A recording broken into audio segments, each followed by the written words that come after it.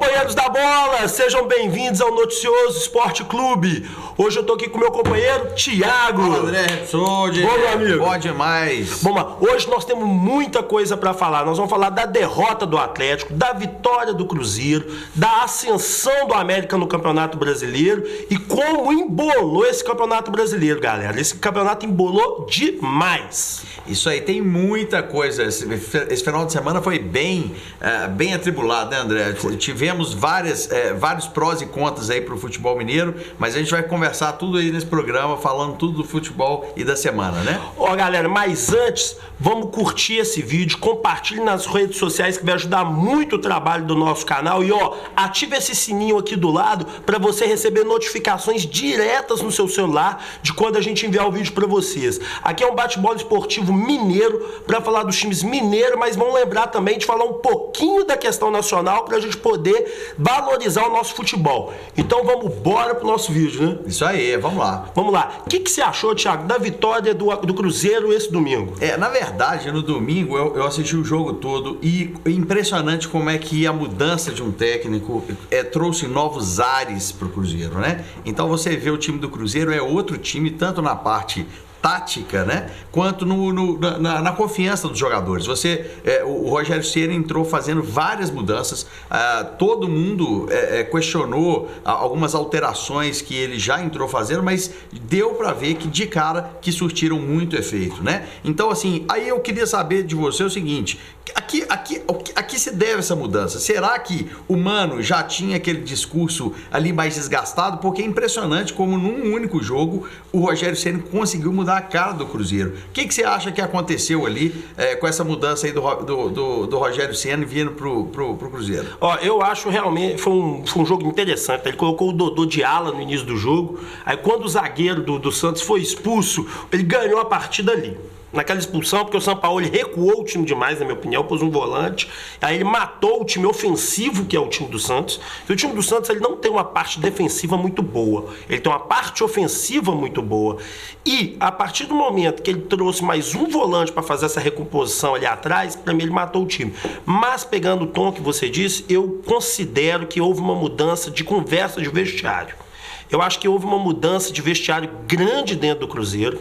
O time do Cruzeiro, ele modificou totalmente a sua estrutura de jogo, de dinâmica de passe, de dinâmica de tabela. Eu acho que os jogadores não estavam mais querendo mais com o Mano. Eu acho que eles desanimaram do Mano. A verdade é essa, o papo de vestiário já estava cansado. Desgastado, né? Exatamente. Então eu acho que houve essa modificação de vestiário. Eu acho que não foi nenhuma questão só tática, não. Porque se você pensar bem, o elenco do Cruzeiro é muito bom, né? Os jogadores, o time do Cruzeiro realmente tem peças, um dos melhores elencos do Brasil. Só que o time, eu acho que com o Mano, com esse tempo todo, acredito que até a motivação dos jogadores e as estruturas de jogo já estavam sendo já desgastadas, assim, a comunicação também já estava desgastada e os problemas extra-campo também, acho que atrapalharam muito, né, esse começo do ano do Cruzeiro. Mas o futebol, o Cruzeiro ele tem excelentes jogadores e realmente o Rogério Ceni trouxe aí um sangue novo pro time, né? Então, acredito que o Cruzeiro agora vai estar numa evolução se continuar nesse caminho. Mas o Santos, emendando o que você falou, como a expulsão desestruturou a parte defensiva do Santos, ele precisou arrumar ali a parte de trás e tirou muito a ofensividade do time. Então não foi nem só em função da expulsão do jogador, mas aquela expulsão mexeu com toda a estrutura da defesa do Santos. Então acredito que, eu concordo com você, que o Cruzeiro ganhou o jogo naquela expulsão. Eu considero que foi naquela expulsão e eu acho mais, se você pensar que o Fred, que não marcava há tanto tempo, fez gol, então, o Thiago Neves, que estava sumido da bola, fez gol. Foi um dos melhores da partida. Exatamente. Prêmio, né? E eu acho que também tem um outro detalhe que o torcedor ele tem que entender, né? O Mano Menezes, ele jogava defensivamente, ele esperava o time vir pra cima e matava o time no contragolpe. Ele jogou só assim. E eu acho que o Cruzeiro tem muita qualidade técnica para jogar só defensivamente. E todo mundo fala, né, André? Porque o time, a forma que o Mano Menezes joga é eficiente, mas não é um futebol bonito, vistoso. Nem a própria torcida do Cruzeiro gostava desse tipo de futebol, né? Embora, claro, que quando tá ganhando tá tudo certo, mas aquela plástica bonita do futebol de ser um time mais ofensivo, porque tem tem qualidade, tem peça para isso faz falta, né? Para você curtir. Faz muita falta. Ontem o jogo do Santos foi um jogo muito bom de ver. Então você via realmente o Cruzeiro, o Santos teve pouquíssimas subidas, o Fábio quase não trabalhou no jogo, só deu o Cruzeiro ontem. Então realmente foi um jogo bom de assistir, mudou a cara do Cruzeiro. Realmente essa era aí, Rogério Ceni, começou com o pé direito. Né? Eu queria te fazer uma pergunta. Você acha que essa vitória do Cruzeiro em cima do badalado Santos, líder do Campeonato Brasileiro hoje, vai levar o Cruzeiro a uma outra motivação contra o Internacional? Acredito que sim. Ontem a gente estava conversando isso. Eu acredito que essa vitória de ontem, não só a vitória, a mudança de postura, né? Então você vê outras possibilidades, os jogadores também veem isso. Então, se o Cruzeiro tivesse que fazer o jogo imediatamente na semana seguinte, acredito que ele não dava conta de superar o Internacional. Hoje, realmente, a vantagem de 1-0 a gente já vê que é uma vantagem extremamente vulnerável, a vantagem do Internacional. Então, hoje eu acho que o Brasil inteiro viu uma grande possibilidade do Cruzeiro avançar em função dessa mudança de postura do time. Então acredito que mudou completamente as perspectivas para esse jogo de volta aí da Copa do Brasil. E eu concordo tanto com tudo que você diz, 100%, que olha para você ver, o Cruzeiro vai ter essa semana inteira para descansar, para treinar com o novo treinador, vai jogar joga domingo, aí joga domingo e depois volta pro jogo com o Internacional, que é na outra quarta, ou seja, vai ter um tempo bom para treinar, um tempo bom para desenvolver o futebol, para desenvolver a metodologia que o Rogério Ceni quer implantar. E gente, sendo muito sincero, o Cruzeiro, ele está na zona de rebaixamento por outros motivos. É salário atrasado, crise dentro do campo, uma descontinuidade do trabalho do Menezes, que já não estava dando aquela liga mais com o time, porque o elenco do Cruzeiro não é para estar nessa parte da tabela. Não, de jeito nenhum. O elenco do Cruzeiro, embora eles perderam muito tempo, né, com essas 15 rodadas, eu não acredito que o Cruzeiro brigue na parte de cima no Campeonato Brasileiro, mas também não vai brigar para ser rebaixado. Ele vai ficar ali na parte intermediária da tabela, porque realmente ele perdeu aí muitos pontos aí, né, até a 15ª rodada. Você vê que ele ganhou pouquíssimas vezes e estava na zona de rebaixamento. O Cruzeiro tem em 15 jogos 3 vitórias. Muito pouco, muito para um time do que lá. E dificilmente o Cruzeiro ele vai conseguir dar uma ascensão na tabela para poder brigar lá entre o G6. O ano do Cruzeiro está todo empenhado na Copa do Brasil. Se o Cruzeiro não ganhar a Copa do Brasil, o ano que vem do Cruzeiro, sem Libertadores, vai ser um ano extremamente complicado financeiramente. Exatamente. Eles vão ter uma queda de receita muito grande, né? E realmente o Cruzeiro precisa investir tudo aí na Copa do Brasil, que vai ser uma salvação do ano, da temporada, caso ele consiga avançar mais. Porque a Copa do Brasil, vamos lembrar que hoje é um torneio milionário, né? É um torneio que você tem aí premiações que salvam aí o caixa, ainda mais o Cruzeiro que passou esses problemas extra-campo. Então acredito que a Copa do Brasil seja muito importante para essa reestruturação aí do Cruzeiro. Algumas fontes falam que você chegar numa final de Copa do Brasil, entre receita de TV, receita de premiação e bilheteria, mais os patrocínios de época, porque dão aqueles patrocínios de placa, aquilo tudo, chega a quase 100 milhões. Nossa, ainda mais com esses problemas aí, qualquer clube isso é bem-vindo, mas especificamente o Cruzeiro, ele passou e pode vir a ter punições aí com relação à negociação de jogadores em função de todos os ocorridos aí, que publicamente todos sabem, né? O extracampo do Cruzeiro realmente influenciou muito negativamente o clube esse ano. E uma outra pergunta que eu queria te fazer é o seguinte: e esse Santos? Você acha que esse Santos vai manter essa liderança? Quanto tempo vai manter? Você acha por que ele está lá? O que você acha desse Santos? Foi bom você ter tocado nisso. A gente vai passar um pouquinho nessa parte do Santos, porque eu acho que o Santos com o Sampaoli, ele teve uma perspectiva muito boa, estava todo mundo muito bem, estava embalado, só que a gente notou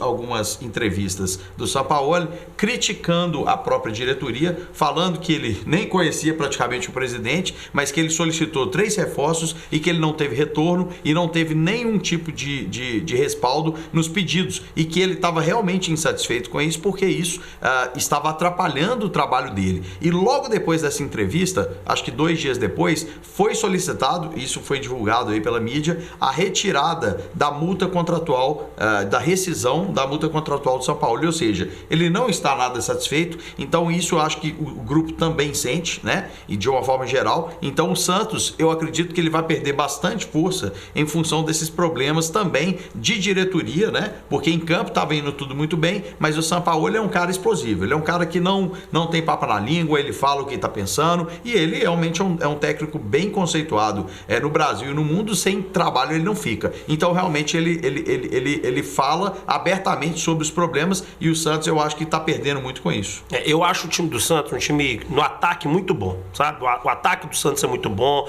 ele se desenvolve bem, mas eu acho que o Santos defensivamente é um time fraco.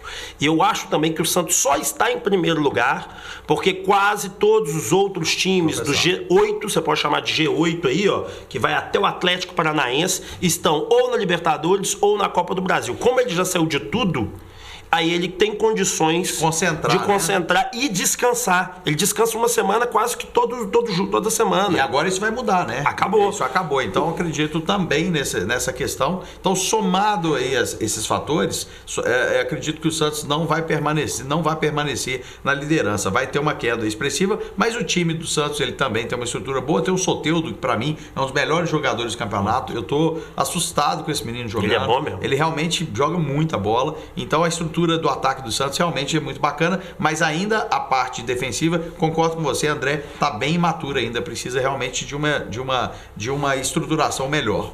E olha para vocês verem como é que o campeonato embolou. Santos 32, Flamengo 30, Palmeiras 30, o Atlético 27, São Paulo 27, com um jogo a menos que faz agora a quarta.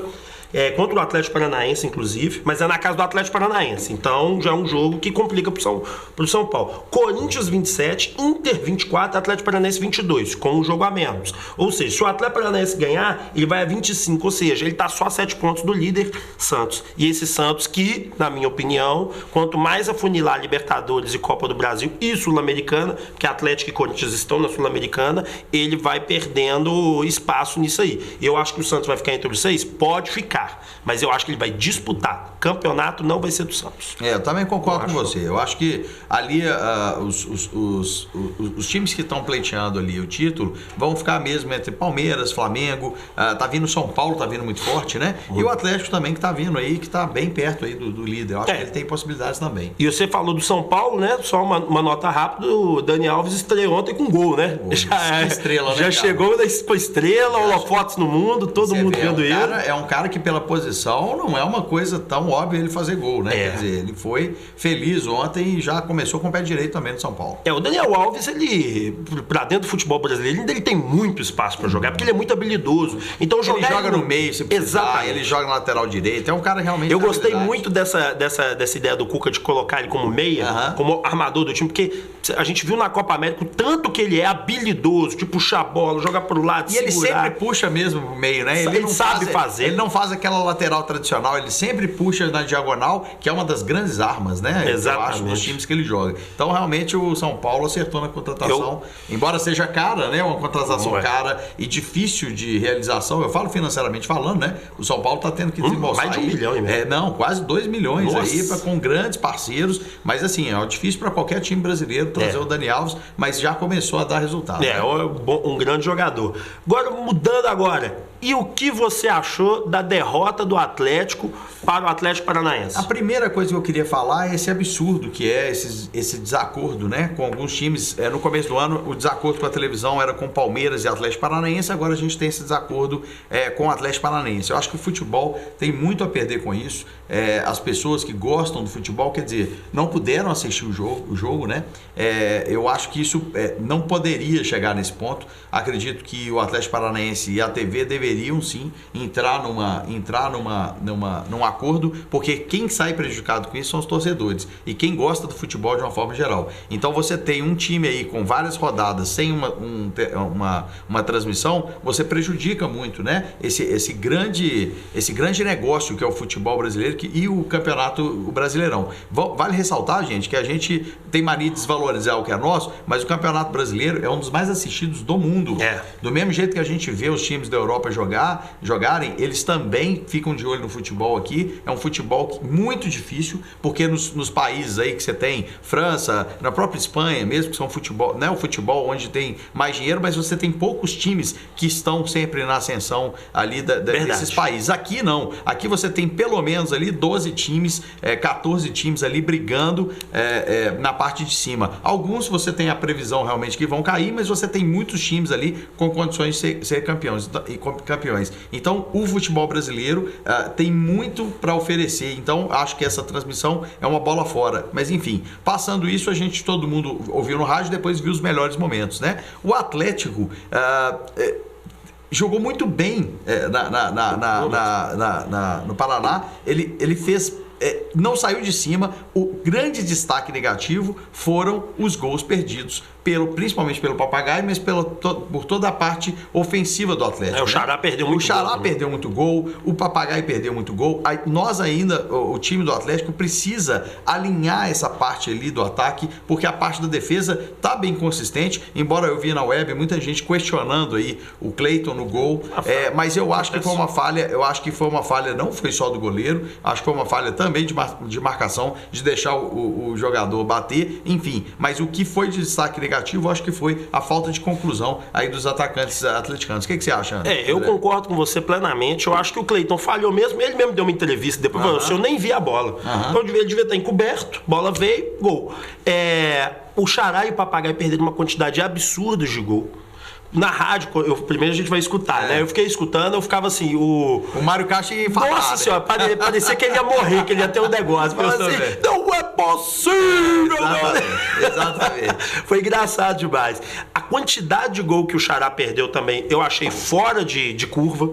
Né? O Papagaio ainda você dá um desconto, porque não joga sei lá quantos jogos. Ele tá sem ritmo de Exatamente. jogo, né? Então, agora o Xará joga todos os jogos, né? E eu também não entendi a opção do Xará. O Rodrigo Santana deu uma entrevista na sexta-feira falando o seguinte, pelo Xará não, perdão, pelo Papagaio, ele deu uma entrevista falando o seguinte, eu vou com o Papagaio porque ele é mais forte fisicamente e mais rápido, ele vem de trás, então eu preciso desse jogador que venha de trás. Eu falei, perfeito, ele é meu capitão, ele segue o navio, tá tudo aqui. Só que o Alejandro vinha... Gente, sinceramente, torcedor atleticano, eu não consigo entender o porquê do Alejandro não estar jogando.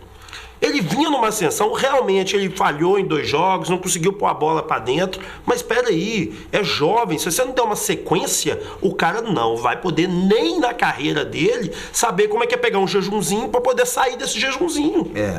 Eu concordo com você, André, só que eu acho que o Papagaio também merecia já uma oportunidade de demonstrar o futebol. Só que o Rodrigo Santana, ele insiste numa falha que eu acho que é muito séria, durante o jogo, se, por exemplo, o Papagaio não estava vindo bem, eu acho que ele precisa, até na Itatiaia uma vez eles falaram isso, gente, alguém avisa pro Rodrigo Santana aí que na hora do intervalo que ele pode mexer. Então eu acho que o que ele falhou, mas eu acho legal ele dar uma chance pro Papagaio, até eu tô querendo ver o Papagaio jogar, até para ver as possibilidades que nós temos, mas eu acho que diante o desempenho dele no primeiro tempo, o Rodrigo Santana deveria ter voltado no segundo tempo com alteração. Então ele insistiu. Acho que o problema desse jogo foi a insistência no Papagaio, porque realmente ele precisava mudar um pouquinho, né? O Rodrigo Santana tem disso, né? Ele é insistente demais com alguns jogadores que estão pessimamente jogando bola. Ele tem que ter um pouco mais de dinâmica até para poder você mudar um pouquinho a história do jogo. Mas são discussões, gente, dentro de uma razoabilidade. Exatamente.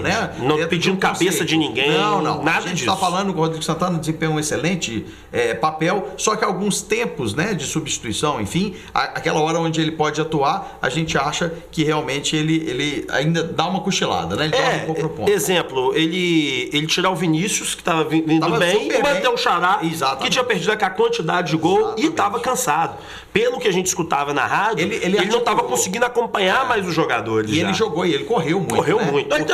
Ele tentou. Ninguém perde o gol porque quer. Não, e ele fez assim, ele até deu vários passes, ele foi muito feliz ali na criação de algumas jogadas, mas realmente o Xará também era um candidato a sair no primeiro tempo. Então, o Rodrigo está precisando dar uma acordada aí nesse também acho que falta o Rodrigo essa razoabilidade de entender que alguns jogadores têm que sair. E, gente, isso é futebol profissional.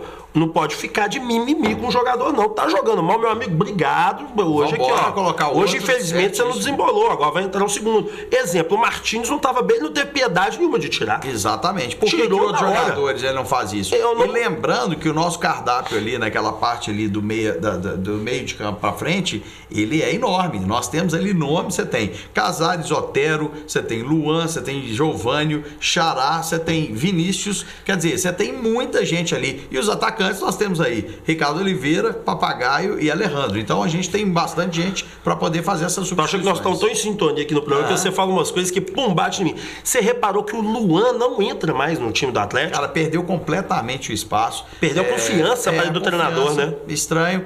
Não sei se tem alguma coisa extra-campo. Eu até comentava com você que o Luan, há um tempo atrás, sei lá, uns 1 ano e meio, 2 anos, ele deu um chilique, saiu até nos jornais. Eu lembro. Ele ficou bem chateado aí porque tinha um problema aí de salário, que o Emerson Conceição ganhava aí 250, ele ganhava 70. Ele não falou de valores e não falou abertamente, mas dava para ver claramente que a insatisfação dele era com relação a isso. Então, logo depois disso, a diretoria sentou com ele, fizeram um rearranjo aí, fizeram aí uma subida uma subida de salário. Só 300 mil. Exatamente. Eles não divulgam o salário, mas a gente sabe mais ou menos quanto o jogador ganha. E ele deu uma sossegada na época. Será que isso está acontecendo hoje também com esse problema de Elias? Porque o Elias, todo mundo sabe que tem um salário, inclusive, maior que o dele. Será que tem algum problema extra-campo também com o Luan? Eu vou falar o que eu penso. Isso aqui, gente, que eu tô falando, é um achismo, tá? Não é informação nem nada. Eu acho que o Luan, ele não gosta da situação de ser reserva. Eu acho que ele não encara bem a situação de não estar jogando no time titular do Atlético. E vamos falar a verdade, ele não estava tendo bola para jogar. Eu acho que quem tem que jogar é quem tiver melhor, independente do salário que o cara ganha. O salário não importa. Quem está com melhor condição física, melhor passe, melhor sintonia com o cara do lado é o que tem que jogar. O Luan, ele não estava jogando bem. Agora, o que me leva... Não estar jogando bem, ok. Agora, isso que você falou é o que me encaixa na estranheza. Não está jogando bem, ok, mas por que ele nem entra mais? Porque o Leão, querendo ou não, ele é velocista. É uma substituição. Ele põe fogo no jogo. É uma substituição extremamente razoável. Exatamente. Para dar uma crescida. Quantas vezes o torcedor atlético põe o Luan que ele vai pôr fogo nesse jogo? Muito e de repente ele nem entra mais, ele não joga. Tem umas coisas que acontecem no Atlético que eu não consigo entender. Que com certeza tem algum bastidor por trás. Que a gente não sabe. Que a gente não sabe. Porque não tem cabimento. Mas o cara sumir desse jeito. Mas a diretoria também está no direito dela de esconder algumas coisas, porque se você também externa tudo que acontece, você pode expor também a situação dos jogadores, enfim, e acaba dando aí uma instabilidade no grupo. Mas que tem alguma coisa errada, eu acho que tem, né? Mas o Atlético jogou muito bem, jogou de uma forma muito corajosa, e eu acho que assim, perder lá no Paraná, pro Atlético Paraná, que também já tem uma estrutura até mais antiga do que o Atlético, né? Ou seja, ele já vem fazendo um trabalho há mais tempo, eu acho que não é nenhum resultado adverso. Eu acho que adverso foi o empate contra o Fortaleza, que um empate contra o Goiás, que também tá também aí completamente desequilibrado no campeonato. Então, alguns pontos sim, mas esse jogo, acho que ele foi um time que jogou de uma forma muito corajosa e infelizmente não merecia sair com a derrota. Olha, eu concordo com você plenamente, acho que o time jogou muito mais do que o Atlético Paranaense. As melhores chances, quando você vai ver os melhores momentos, as melhores chances foram do Atlético. Teve algumas falhas ali, mas eram coisas de contra-golpe, que o time do Atlético estava tentando, estava em cima, estava sufocando o time do Atlético Paranaense. O gol não saiu por pouco, foi que realmente se perdeu muita oportunidade. O Atlético Paranaense, gente, não é um time ruim. O Atlético Paranaense está na semifinal de Copa do Brasil. O Atlético Paranaense foi para oitavas de final. É um grande treinador. Tem um ótimo treinador. O elenco está encaixado. O elenco se encaixou. Tem um time titular muito bom. Então, assim, o time perder de 1-0 para o Atlético Paranaense diante do que a gente pôde ver, não foi nenhum problema. Eu acho que o Atlético está no caminho certo. O torcedor atletano tem que lembrar que o Atlético começou o ano dele em abril, com a chegada do Rui Costa. O Atlético começou a tomar padrão interno, administrativo. Tudo começou a acontecer em torno da chegada do Rui Costa, e o novo treinador do Atlético, que é o Rodrigo Santana, começou o trabalho dele um pouco antes da parada da Copa, teve um tempo de Copa e agora está voltando. E eu, sinceramente, até aqui, eu posso falar que eu estou gostando, apesar de eu achar ele um pouco cabeça dura na questão das substituições. Mas eu gostei muito do jogo, eu acho que o Atlético está em ascensão no campeonato, o Atlético vai ficar entre os 4 primeiros, garantidamente. Título é mais complicado por conta da falta de um elenco completo, a não ser que peças que estão no banco comecem a jogar mais bola, que é o que a gente precisa. O foco do Atlético é a Sul-Americana nesse momento. Vamos até falar desse jogo que é amanhã. Um jogão de bola. Você aí que acompanha o Atlético só vai passar no Dance. Então, se você procura esse aplicativo aí, que só nele que você vai conseguir ver esse jogo. Isso aí. O DAZN, ele está fazendo transmissões. Eles estão fazendo transmissões excelentes. Eu tenho gostado muito assim, da qualidade dos comentaristas. Eu vi na web algumas pessoas reclamando, mas vamos ser sinceros, a turma está extremamente radical nas críticas, né? Achei o trabalho da DAZN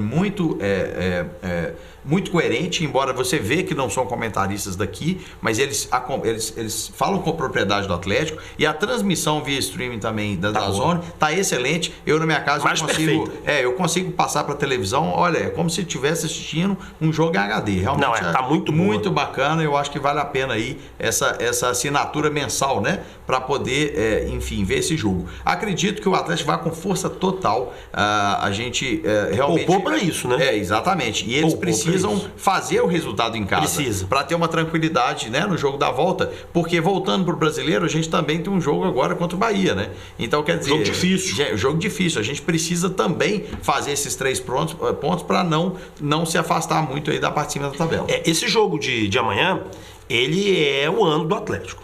O Atlético vencer bem amanhã é um dos jogos mais importantes do ano. Faz toda a diferença no ano que vem que o Rui Costa está planejando. Você vencer esse jogo, você vai pegar o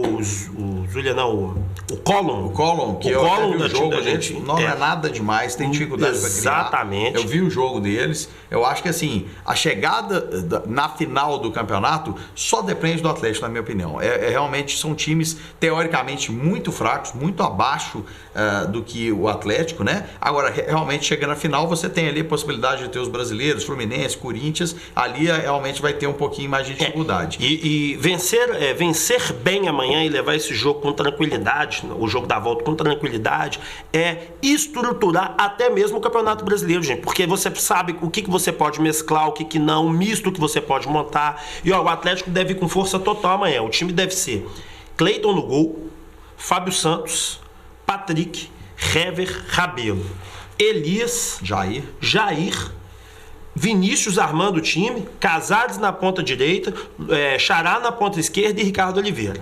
Exatamente. Esse é um time... Você acha o melhor galo desse time? Eu gosto dessa formação, principalmente pelo Vina, que tá fazendo um trabalho maravilhoso. Então eu acho que assim, e se não der certo, Rodrigo Santana, vamos mexer, né? Exatamente. Então assim, nós temos peças, temos grudar no passado, não. Vamos poder... O Giovani entra muito bem. Muito bem.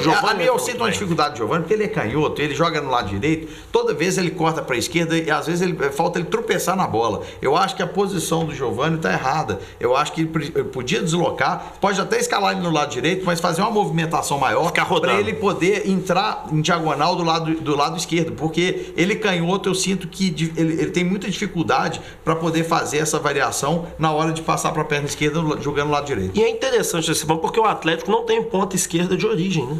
Tipo assim, o cara que joga ali mesmo, o Casares, da função. O Casares, ele é sempre igual o carro desalinhado, ele sempre vai ali para aquela região, né?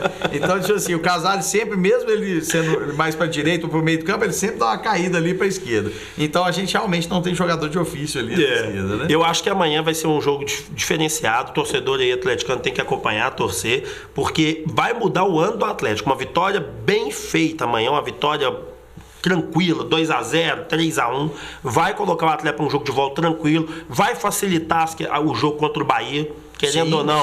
Você pode mesclar o time, nós vamos pôr aqui fulano, é um jogo em casa, então você pode ter uma desenvoltura melhor. É o ano do Atlético, começa amanhã. É o ano do Atlético. Eu vou cravar amanhã 3-0 para o Atlético. Eu acho que o Atlético tem time para poder abrir uma boa vantagem aí. Eu também acho que vai ser um 3-0, 3-1.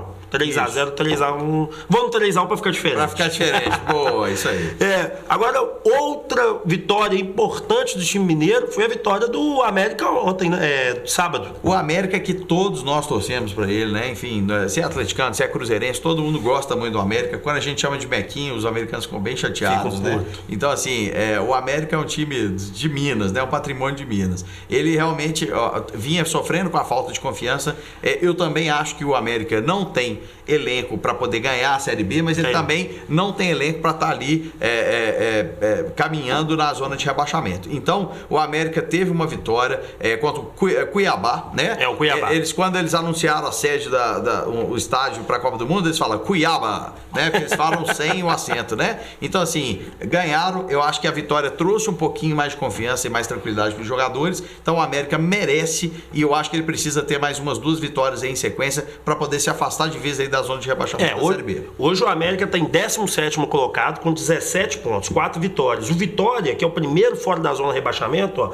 tem 17 pontos também. Então, assim, tá bem igual ali. Uma vitória do América, só para os senhores terem ideia, o América pode ir a 12º colocado. Então, e ele é o primeiro da zona de rebaixamento. A grande hora do América é agora, para ele poder sair de vez dessa situação. E com isso, os jogadores também ganham um pouco mais de confiança e o trabalho fica um pouco mais harmonioso. Porque do jeito que estavam os jogadores tensos, a torcida tensa, e ali estava prejudicando o time de conseguir sair daquela zona tão desconfortável. Todo ano eu acho que o América passa por essas mesmas turbulências.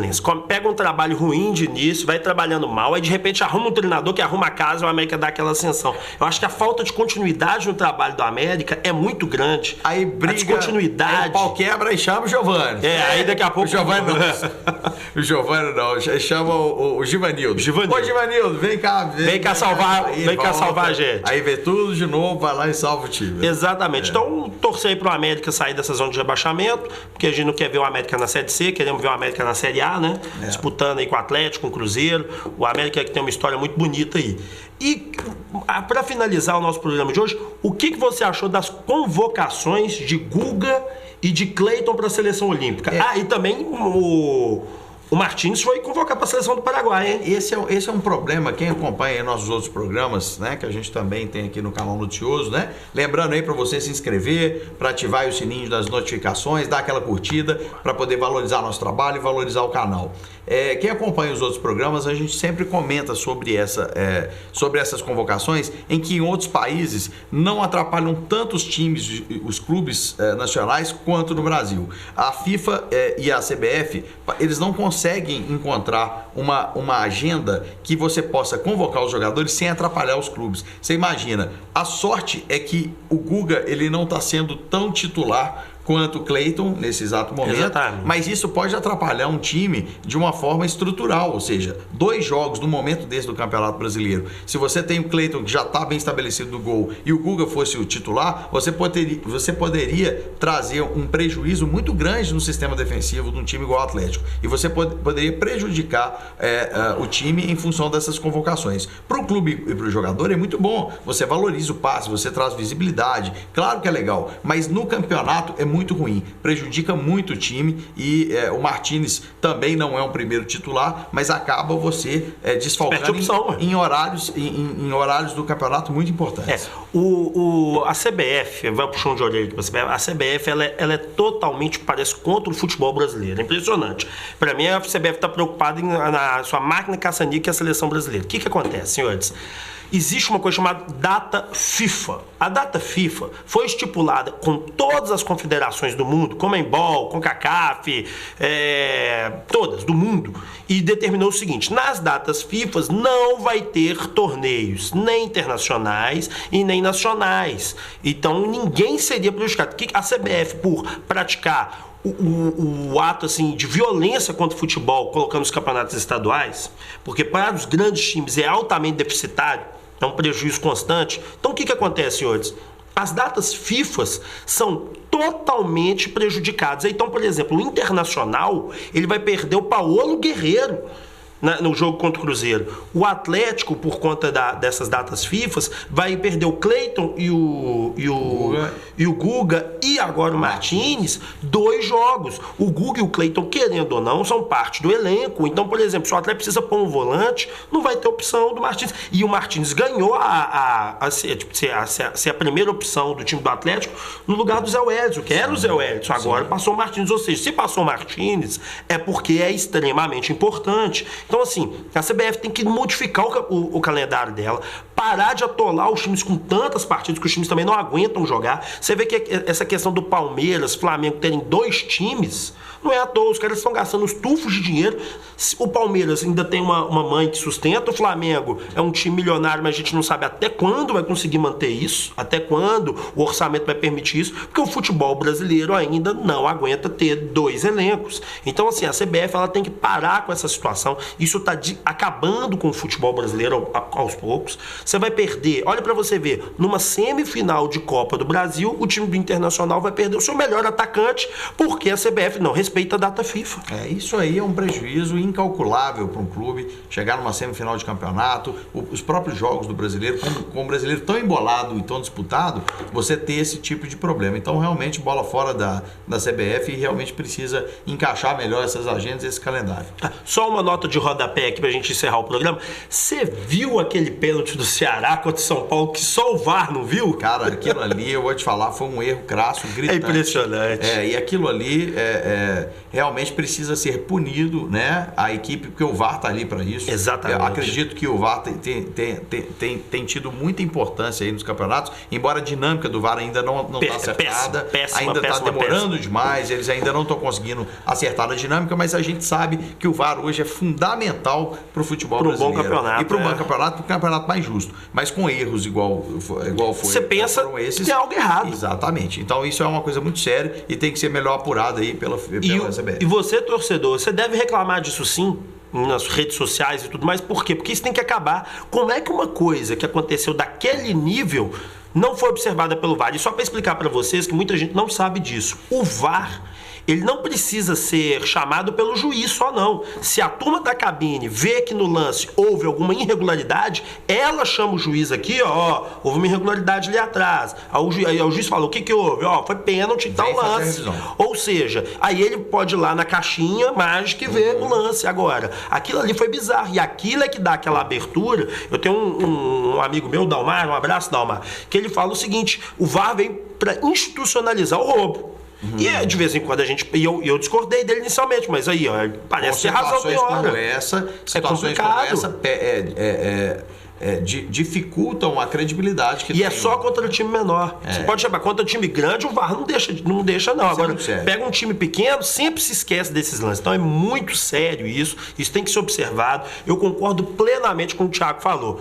Tem que ser punida essa turma que estava ali atrás da cabine. Essa turma não pode voltar para a cabine mais. Tem que realmente ter, igual os jogadores têm, advertências, né? Cartão amarelo, cartão vermelho, tem punições. Eu acho que a equipe de arbitragem que cometeu um tipo de infração como essa, né? Porque para mim é uma infração, também tem que ser punida com afastamento aí ou até advertências para os próximos jogos. Então é isso aí, senhores. Muito obrigado. Sejam bem-vindos ao Noticioso Esporte Clube. Nós estamos juntos aqui para transmitir uma mensagem de mineiro para mineiro. Um futebol seu. Chega de ver aquela panela Rio-São Paulo, onde só se fala de Corinthians, de Flamengo. Vem falar de Minas, a gente fala um pouquinho dos outros que estão aí também fora do estado, mas para poder falar de Minas. Então, meu grande abraço para você, Thiagão. Foi um prazer imenso. Que coisa boa esse programa, né? Vamos dar sequência aí. Lembrando, né? Dá uma curtida aí. Não deixa de seguir o nosso canal. É muito importante que você siga o canal Noticioso. Nós vamos ter vários programas de esporte aqui para vocês, dedicado a você, público mineiro. Então, público mineiro, dá o like, curte a gente que nós estamos juntos. Valeu. Valeu, um grande abraço. Tchau.